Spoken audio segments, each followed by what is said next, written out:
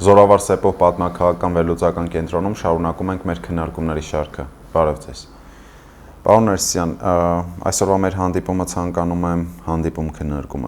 եմ նվիրենք հայաստանյան ներքաղաքական հիմնախնդիրներին, չնայած մենք բազմաթիվ անգամ խոսել, քննարկել, վերլուծել, ներկայացրել ենք մեր տեսակետը, մեր անաչառ տեսակետը, բայց վերջին օրերին տեսնում ենք մի շարք ուշագրավ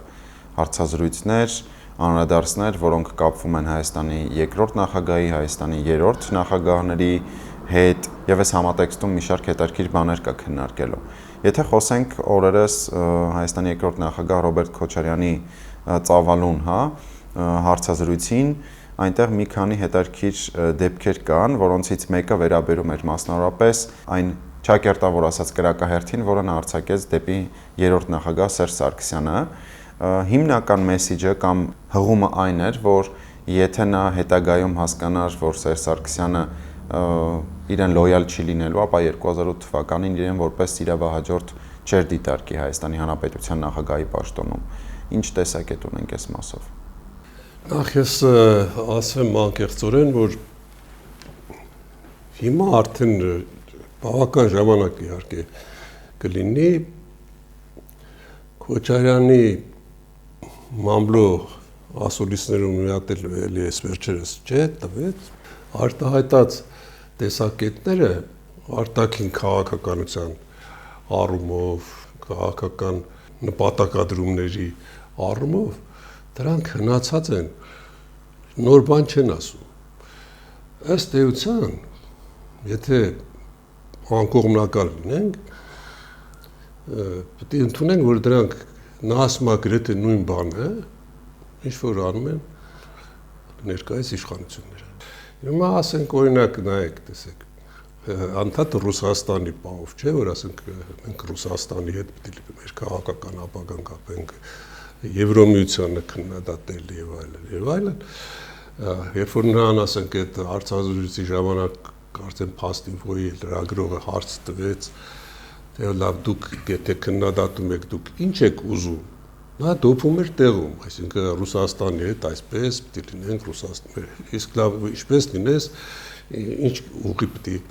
որտեղ գրես պետականության ամրապնդում, բանակաշինություն եւ այլն, որքան գիտեմ հիմա ԱՀԿ-ին մեծ բյուջե է հատկացված բանակաշինությանը, իսկ այս մեր իշխանություններն էլ ամենայն դեպս Ռուսաստանի հետ հարաբերությունները չեն փչացրել։ Եթե ասենք այս պարագայում ասենք հրաշքով իշխանափոխություն լինի եւ Քոչարյանը գա, Ռուսաստանի հետ կապված հարաբերություններում ավելին անել չի կարող, ինչ որ հիմա արվում։ Սա մեկ, իսկ ինչ վերաբերում է նրան, թե այդ Հայաստանից գրաված տարածքների վերադարձի հարցը, չէ, ինչպես պետք է լինի, նա էլի մի բան է ասում, որը ասենք խոստումնալից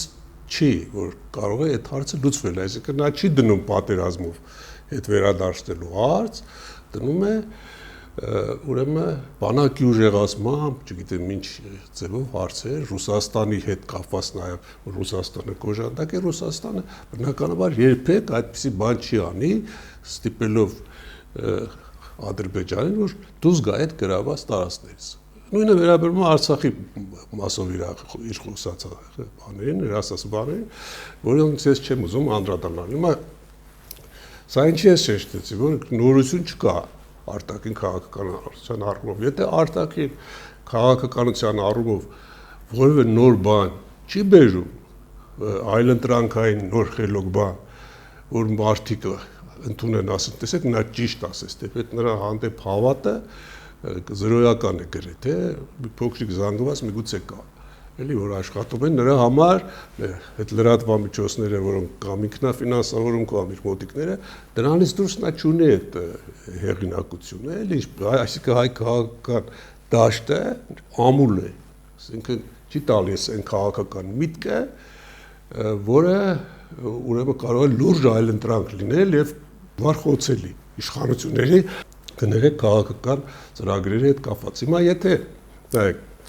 արտաքին քաղաքականության առումով եթե իր քաղաքական ռազմավարությունը եւ մարտավարությունը, որ նա ներկայացրել է, ներկայացնում է, որ գրեթե նույնն են, ոչ մի բանով չեն տարբերվում, ոչ մի բանով պարեսպորտի իմաստով, ուրեմն նա ուզի պետք է թեքվի դեպի ներքաղաքական դաշտը, որպեսզի ներքաղաքական դաշտում ինչ որ ուժ առաջացնի, ուժեղ ուժ, էլի, որ ինքը փորձի հասնել իշխանության։ Այսինքն արտաքին քաղաքական առումով նա չունի այն թիկունքը, որ կնպաստեն, որ ինքը նորից գա իշխանության։ Դա միանշանակ, այսինքն նա արտաքին քաղաքական առումով նրան առաջ մողջ կա, նույնիսկ իր համար սիրելի Պուտինն է։ Սա միանշանակ, ես դրանում համոզված եմ, կարող եմ այս հարցով ուրեմն այլ առիթով խորանալ, ապացուցել, թե ինչու չնայած որոշ առումով ասեցի։ Հիմա ներքաղաքական առումով պարզ է, որ ինչի ես վերջերս, տեսեք, այստեղ սկսեք, ինչի ես վերջերս սկսեցին ակտիվանալ։ Որովհետև երբ որ մոտենում են արդեն ընտրությունները, ուրեմն ընտրություններին ընդառաջ պետք է քաղաքական դիվիդենդներ շահեն, ժողովրդի աչքում ինչ որ առումով բարձրանան, բայց հակառակն է տեղի ունենում։ Հիմա որ երկրորդը, երբ որ դրվում է արդեն կոնկրետ նրա այդ ունեցվածքի, չէ, այսինքն այն ունեցվածքը, որ ամեն դեպս դատախազությունը եթե ներկայացնում է, բնականաբար դա իրականություն է, չէ, որ դրվում է այդ ապօրինի ունեցվածի պետությանը վերականգնելու հարց, բնականաբար նա ինչ որ ձևով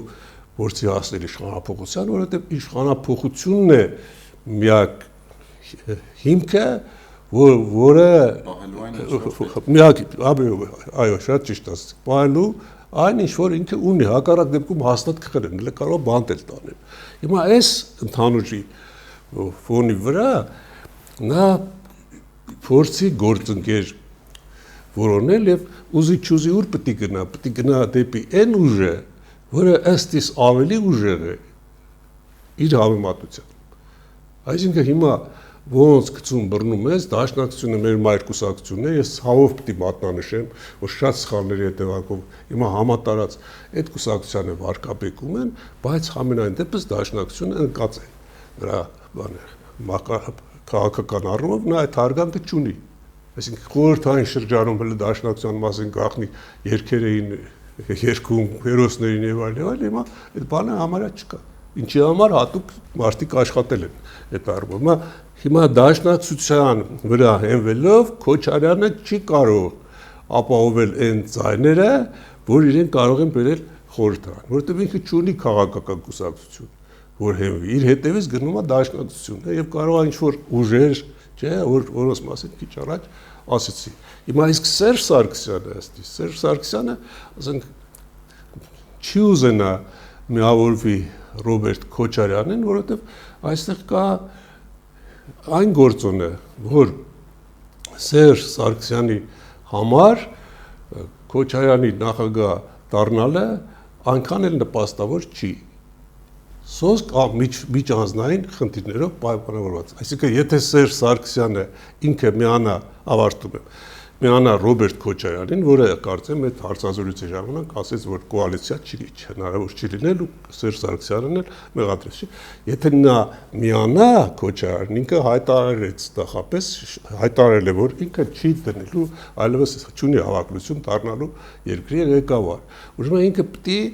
միանա գնա Քոչարյանի հետևից, իսկ իր քաղաքական գործիչի, որ ունի ավանդներ ունի, վերջո քաղաքական գործիչի փորձ ունի, դրանք իրեն ստիպում են, որ ինքը գնա առանձին։ Եվ եթե ինքը գնաց առանձին, հաստատ Քոչարյանը ավելի քիչ ձայներով կգնա։ 21 թվականի ընտրությունների հետ ես չեմ ուզում հիմա անպատել։ Ես այդ կարծիքին։ Դուք խոսեցիք անձնական ձգտումների մասին, բայց նաև խնդրում եմ բավական պարզ լեզվով եւ բավական հակիրճ մեր ունկնդիրներին բացատրել ինչն է պատճառը, որ երկու նախկին նախագահները չեն միավորվում ըստ իրենց պիտակավորումների, հա, ապաշնոր, կրկնեմ եւս մեկ անգամ իրենց, հա, բառակույտով իշխանություններին տապալելու իշխանությունից։ Ինչու, որովհետեւ եթե մենք փաստացի խոսում ենք առանձին Ռոբերտ Քոչարյանի մասին եւ Սերժ Սարգսյանի մասին, մենք տեսնում ենք, որ երկուստ էլ փորձում են ինչ-որ մի բան անել գործող իշխանություններին իշխանությունից հեռացնելու համար։ Այդ դեպքում ի՞նչն է խանգարում այն կարմիր գիծը որն է, որ չեն կարողանում հաղթահարել երկուստեք, միավորվել եւ ի վերջո իրենց համար այդքան վատ իշխանություններին հեռացնել իշխանությունից։ Տեսեք, բաներ կա, որ մենք չենք կարող ասել, պատճառներ կա, կարող ենք մենք ենթադրել, ինչքան որ փաստերը, իրողությունները, մանլուաստրիստները թույլ են տալիս, նրանց մասին ես ասեցի, թե ինչու այդպես է, բայց բաներ էլ կա ըստիս, որոնք մնում են մշուշապատ։ Բացատրեմ թե ինչ, էլի, որ մեր հանրությունն էլ, մեզ լսող հանրությունը ամենապես քիչ չի այդքան, ինչքան էլ որ կա, լսեն ու իրենք էլ հասկանան, թե այս հարցով հետաքրքրվում են։ Տեսեք, ինչ էլ որ հայտարարի հանրապետական կուսակցությունը, ուրեմն ներկա իշխանությունների դավաճան, չգիտեմ, թուրք, ծախող, օգտվող հանգամանքի հետ կապված, դարձյալ իհարկե դրանք ծայրահեղացված մոտեցումներ են, ելի ենք մենք այդ մասին ասել, որովհետև այդ բոլոր խնդրի, այդ Արցախի խնդրի այդ ամբողջ դեպի ուրեմն կրախ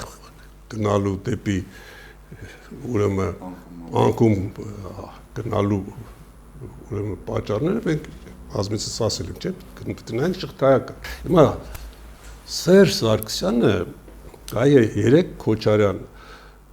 Ռոբերտը այդ մամլո ասելիսում այսպես բան ասեց, որ ինքը զանգել է Սերժ Սարգսյանին եւ փաստորեն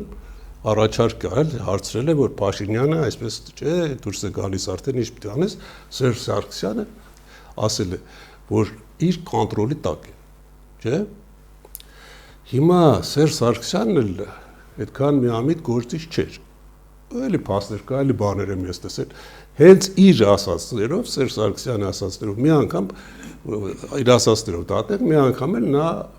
1-2, չգիտեմ, քանի տարի առաջ էր, որ հարցրին ինչի տվիր իշխանությունը, նա ասեց ավելի հզոր ուժեր կային, ին վրա ազդող։ Բառացի ես մարդն ասել էլի, ես չեմ հնարում։ Այսինքն փաստորեն անկախ այն հանգամանքից, որ հատուկ ծրագրով մշակված Սերժ Սարգսյանը իշխանությունը տվեց Նիկոլ Փաշինյանին, կա այն ամենայն դեպս միտումը, ես ունեմ այդ ուրեմն բանը, ուրեմն տեսակետը, որ ամենայն դեպս իշխանությունը իրոք ինքն է տվել Նիկոլ Փաշինյանին։ Ի վերջո նրանք նրա կուսակցությունը ուրեմն քվեարկել է Նիկոլ Փաշինյանի վարչապետ դառնալու օգտին։ Այսինքն այդ վարկածը ամենայն դեպս կա, որ Նիկոլ Փաշինյանը, որը աճել է որպես քաղաքական գործիչ, չէ, կարելի ասել կնքահայր եղել է Լևոն Տեր-Պետրոսյանը, հետո աճել է Ռոբերտ Քոչարյանի ժամանակ ու Սերժ Սարգսյանի ժամանակ, որոնց նա դաշնակցության հետ ջներողություն, որոնց նա լուսավոր Հայաստան կուսակցության հետ տարավ խորհրդարան։ Այսինքն թուրքերի հետ հարաբերությունների հետ կապված, չէ,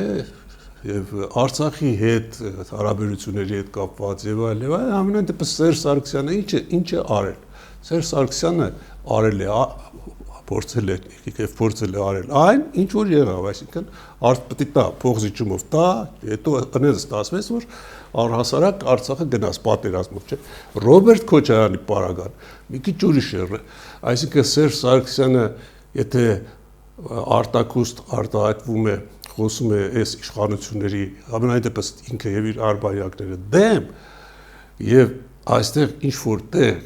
դեմ խոսելով նա ներքուստ ինչ որ առումով չի ցանկանում, որ նա գնա գա, ասենք մեկ ուրիշը, Ռոբերտ Քոչարյանը ի տարբերություն նրա անկեղծ է Նիկոլ Փաշինյանի ուրեմն հերասման ձգտումների մեջ։ Արդյունքում երկուսից էլ ունի պետությունը ուրեմն նյութական, չէ, ֆինանսական պահանջներ, բայց նյութական, ֆինանսական պահանջները պահանջների հիմքով միանալը բավարար չի, որովհետև Սերժ Սարգսյանը լինելով ամենայն դեպս խոհեմ սառը դատող գործիչ շատ լավ գիտի, որ եթե ինքը Ռոբերտ Քոչարյանի հետ միանայել, նրանք չեն կարող վերցնել իշխանությունը եւ ուրեմն հնարավոր է, որ ինքը ավելի քիչ ձայն հավաքի, քան Ռոբերտ Քոչարյանը եւ հնարավոր է նաեւ հակառակը, բայց այստեղ ինքը չի լինի ասողը։ Այսինքն պետք է ինքը թելի այն թելը, որը թելում է Ռոբերտ Քոչարյանը, ես այդպես եմ էլի մտածում, չգիտեմ կարողացա մտքերս բացատրել, թե չէ։ Դրա համար, ասենք, հետո քանի որ ըստ իս կար նաև այն հանգամանքը, որ ի վերջո ով է նպաստել, որ Սերժ Սարգսյանը լինի Հայաստանի նախագահ, Ռոբերտ Քոչարյանը, Ռոբերտ Քոչարյանը որպես իր իրավահաջորդ Սերժ Սարգսյանին է, չէ, մղել առաջ, որ մի 2 ժամկետով ուրեմն նա դարձավ նախագահ, բայց ես քիչ առաջ կարծեմ ասեցի, Ռոբերտ Քոչարյանն է Սերժ Սարգսյանին է պարտական, նաև կուսակցական համատեքստում, կուսակցության ոչ թե կուսակցություն, նա կուսակցություն չուներ, նա այն ժամանակ, երբ որ ինքը ուժեղ էր, հանրապետական կուսակցության եւ ոչ մի, նաև դաշնակցություն եւ այլն, այն բոլոր ուժերով նա ցկտել է, որ Ռոբերտ Քոչարյանը դառնա նախագահ։ Եվ ի վերջո նրանք միասին են դա արել, որ ստիպել են Լևոն Տեր-Պետրոսյանին հրաժարական տա։ Այսինքն այստեղ ով է ում պարտական։ Հաստատ Քոչարյանը, որ վարչապետ էր, ինքը մենակ չէր կարող Լևոն Տեր-Պետրոսյանին գահանքեց անել։ Այս օրերին նաև ներքաղաքական կյանքում կարևոր, եթե կարելի այդպես ասել, իրադարձություն է համարվում քաղաքացիական պայմանագիր, հա, խմբակցությունից դուրս եկած 2 падգամավորների, Հովիկ Աղազարյանի եւ Հակոբ Ասլանյանի կողմից կազմակերպված վարչապետին իմպիչմենտին, հա, կամ անվստահություն հայտնելու գործընթացը, փաստացի հայտնի դարձավ, որ նոր վարչապետի թեկնածուն պետք է լինի Էդմոն Մանուկյան։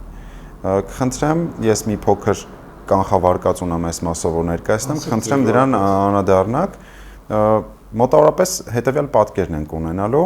Ռոբերտ Քոչարյանը, իհարկե սա իմ անձնական տեսակետով ձախողվելու է, Ռոբերտ Քոչարյանը կմեղադրի այս դեպքում Սերժ Սարգսյանին, որովհետև Սերժ Սարգսյանը հանրապետական կուսակցությունը հայտարարեց, որ չեն միանալու ներողություն Էդմոն Մանուկյանին վարչապետ դարձնելու process-ին, Սերժ Սարգսյանը կհրաժարվի այն պատճառով, քանզի Էդմոն Մանուկյանը աշխատել է բավական մերձ, չէ, Նիկոլ Փաշինյանի հետ, իշխանությունը առիթից կօգտվի, այսպես ասենք, այս, հա, չմիասնություն վիճակներից եւ արդյունքում կունենանք նորից նույն ջարդած դաշտակը։ Այսինքն ինչին է ամեն ինչ տանում, պարոն Ներսիսյան։ Գիտեք ինչ, ես ես մի բան ասեմ, իմ կարծիքով պետք է միշտ ինչ-որ տրամաբանություն գտնել գործիչների արարքների մեջ։ Տվյալ պահին, ասենք, այդ Հովիկ Աղազարյանի եւ մյուսի Հակոբ Ասլանյանի այդ նախաձեռնությունը իմ կարծիքով ինքնաբուխ է։ Այսինքն, որ նրանք դրել այդպես են ինչ-որ մի բան մտածել, ես այդպես եմ էլի կարծում, որ նրանք պարզ է, որ ինչ-որ քաղաքական ուրիշ ուժ չունեն իրենց թիկունքում, որ իմպիչմենտ խնդիրը դնեն անվստահության եւ որպես վարչապետի թեկնածու, չէ՞ որ վարչապետի թեկնածու առաջադրեն Էդմոն Մանուկյանին, չէ՞ որ դրանից առաջ, օրեր առաջ ընդհանրապես որ այդ իմպիչմենտի խնդիրը, այդ ընդդիմադիրները փորձում էին օրակարգից անել եւ պարզ արտահայտվում էին, որ իրենք չունեն վարչապետի թեկնածու։ Ներողություն, եթե չեմ սխալվում, ՔՊ-ից 18 падգամավոր է անհրաժեշտ։ Հա, եւ ՔՊ-ից էլ 18 падգամավոր է անհրաժեշտ։ Հիմա եթե իմպիչմենտի հարց դրվի, այդ հիմարն էլ կհասկանա, որ դա արդյունավետ չի լինելու։ Որ դա հաստատ հասկանում է եւ Սերժ Սարգսյանը, հաստատ այդքան բան հասկանում է եւ Ռոբերտ Քոչարյանը։ Եվս մի սահմանադրական նոր ներողություն, յուրաքանչյուր իմպիչմենտ հայտարարելուց 6 ամիս ժամանակ կա, որպեսզի հնարավորություն չկա այլևս նոր իմպիչմենտ կազմակերպելու։ Սա եւս օրենսդրական կարգավորումը։ Դա այսինքն առավել եւս եթե հիմա դրեցին ու ձախողվեցին, բնականաբար ավելի բարդ իրավիճակի մեջ իրենք կհայտնվեն։ Իսկ Էդմոնդ Մարուկյանի այդ առաջադրումը ամենայն դեպս ես ոչ կապում եմ Սերժ Սարգսյանի հետ, ոչ մի հատ ուրիշ այդ մարդիկ են իրոք այտենց էլ կա հայտարարության մեջ, եւ Էդմոնդ Մարուկյանը ուզում է։ Հիմա այստեղ մի բան շատ կարևոր է, ինքը Էդմոնդ Մարուկյանն է, որը ամենայն դեպս խելոք քաղաքական գործիչ է, բայց Էդմոնդ Մարուկյանն էլ ունի մի անցած ճանապարհ Նիկոլ Փաշինյանի հետ եւ ամենայն դեպս ես դա իր փոխարեն չէի անի, որովհետեւ դա ամենայն դեպս ժողովրդի են գիտակից զանգվածների մոտ բերում է այն եզրակացությունը, որ այս մարդը ճամբարներ է փոխում, որովհետեւ այնքան էլ լուրջ չեն հնչում, ասենք Նիկոլ Փաշինյանի հետ կապված իր չգիտեմ տարաձայնությունները բերել որպես պատճառ իր հեռանալուն, իրեն հաստատ հեռացրել են, չգիտեմ ինչ, էլի կարող է ինչ-որ տարաձայնություններ եղել են, բայց ամենայնպես ինքը իր նախաձեռնությամբ դժվար թե հեռանալ, որովհետև նա ունի իր ամբիցիաները։ Հիմա իսկ ինչ վերաբերում է, ինչպես ասացինք, Սերժ Սարգսյանը էլի կրկնում, նա խելոք մարդ է, այսինքն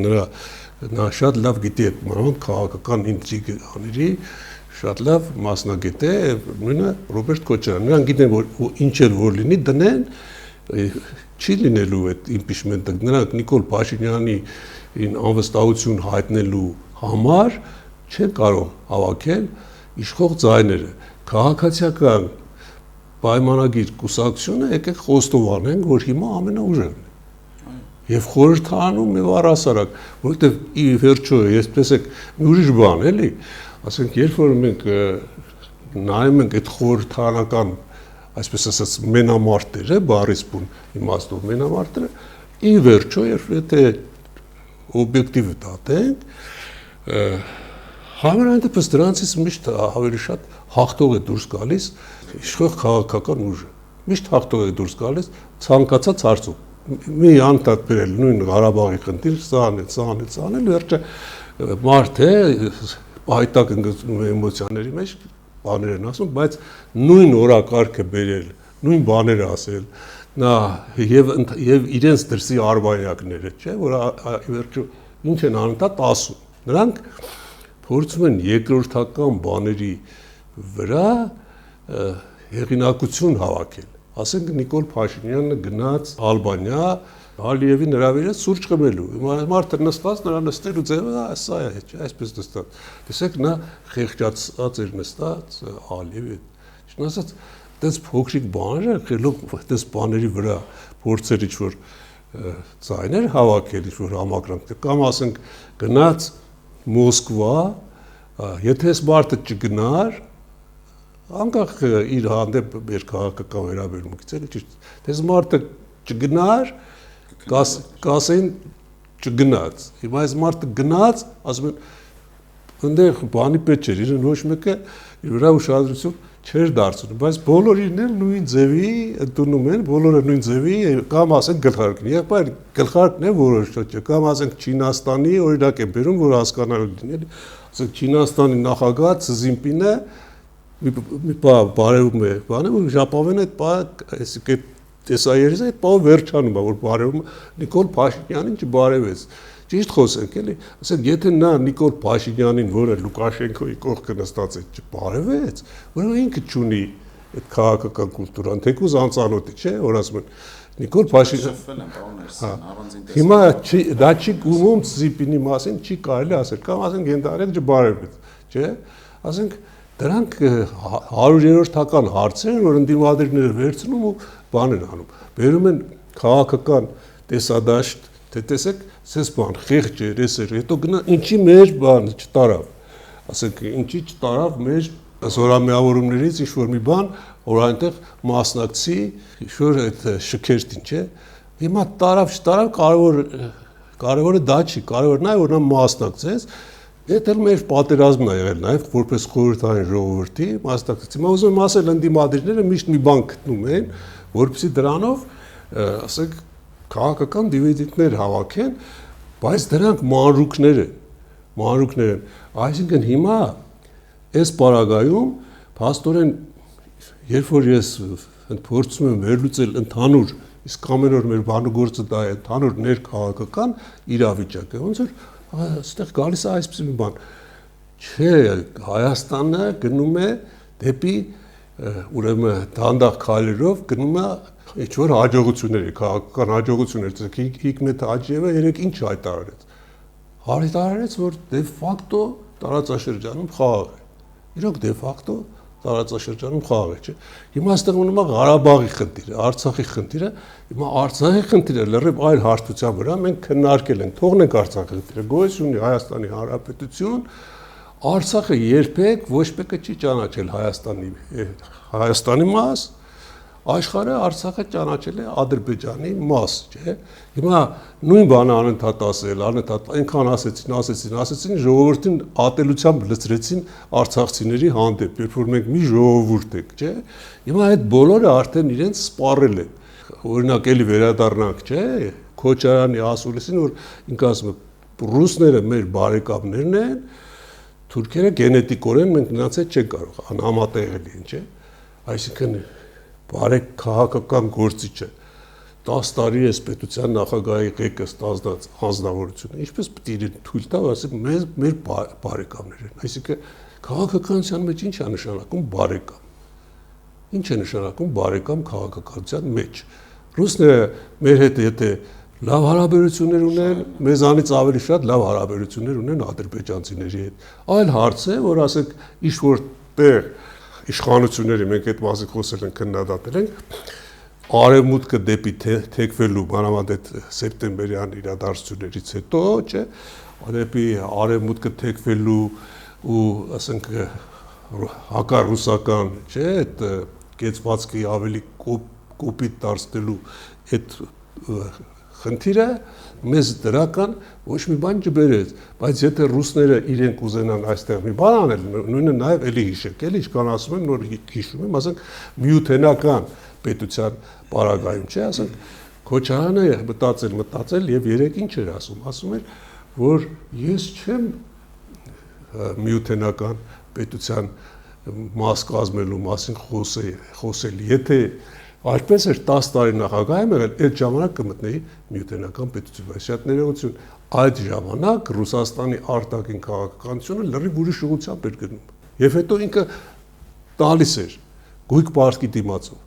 անընդհատ տալիս էր։ Դա ինչ է նշանակում, միութենական պետության մաս չես, քո ամբողջ տնտեսությունը կախյալ է սարքում Ռուսաստանից։ Դու քո անկախությունը եթե կորցնում ես, առաջին տնտեսական անկախությունն ես անուղղակի կերպով դառնում ես միութենական հետո քաղաքական անկախություն, հետո փոխվեց այդ քաղաքականությունը, հիմա ռուսները, ինչպես բազմիցս ասել եք, Ուկրաինայում կռվում են, եթե Ուկրաինայում նրանք կռվում են ինչի համար, որ առհասարակ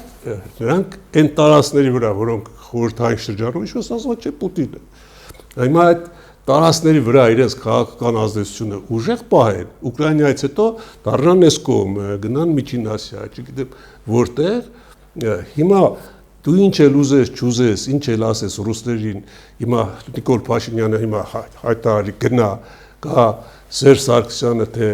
Ռոբերտ Քոչարյանը ռուսներն այսի ես քո հետ եմ, Եվրոմիություն ես քեզ դեմ եմ, ռուսները ոչ մի բանով էլ ոչ մի ավել բան չեն անի, ինչ որ հիմա կա։ Եվ տեսեք, հիմա եթե հակառուս են իշխանությունները, չէ, այսինքն եթե նրանք հակառուս են, պարզ ազգային ժողովի խոսնակի բերանով լսում ենք եւ նաեւ վարչապետի, որ մենք 102-րդ բազայի գնալու հարցը չենք քննարկում։ Այսինքն նրանք ռուսների հետ պահում են կապը, այն կապը, որից ավել կապ հազիվ թե կարողանան ստեղծել մյուս ուրիշները, որ կփոխարինեն Նիկոլ Փաշինյանին։ Դրա համար հիմա ուրեմն անկախ ամեն ինչից, սխալներից, մյուսից, պատմության ուրեմն տրամաբանությունը հաճախ ոչ ճիշտ հասկանալով ԿՊԱ-ների այս կամ այն արտահայտություններից ընդդեմ դաշնակցության կամ եւ այլն, ուրեմն ես ինքս համոզված եմ, որ գալիք ընտրություններում դրսի, ինչպես ասում են, դաբրոն չի ստանա Ռոբերտ Քոչարյանը։ Շնորհակալություն։ Կհանդիպենք հաջորդ շաբաթ։ Հաջողություն։